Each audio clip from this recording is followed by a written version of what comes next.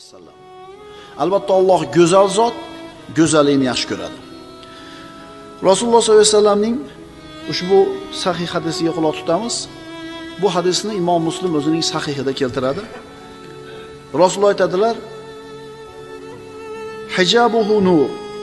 Hijabuhu nur, law kashafahu la akhraqat subhatu wajhihi man taha ilayhi basaruhu min khalqihi."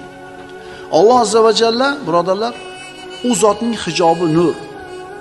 Alloh taoloni hech kim ko'zi bilan ko'rishlikka qodir bo'lmaydi. Na bir maloikalar, na muqarrab farishtalar, na anbiyolar. Payg'ambarimiz sollallohu alayhi vasallam ana shu Me'roj kechasida, ana shu 7-osmonning ustida namozni 5 mahal farz ekanligini olib tushganida Oysha onamiz so'raganki: "Ya Rasululloh, har ra'ayta robbaka? Robbingizni ko'rdingizmi?" deganida, "Nur, anna ara." Hamma yo'q nur edi. Qayoqdan ko'ray dedilar. Rasul aytadilar, uning hijobi nurdir.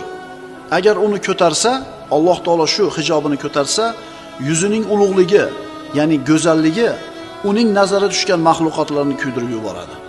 Inson zoti, umuman mahluqot Alloh azza va jallani ko'rishga ojiz bo'ladi, ko'ra olmaydi.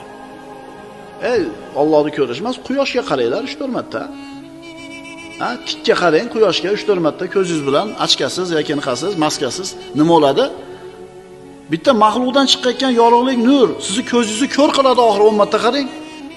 Mahluq sizni ko'zingizni ko'r qilib qo'ysa, ko'zingiz unga qarashlikka ojiz bo'lsa, Alloh azza va jallani ko'rishga qanday qodirman deydi bir inson.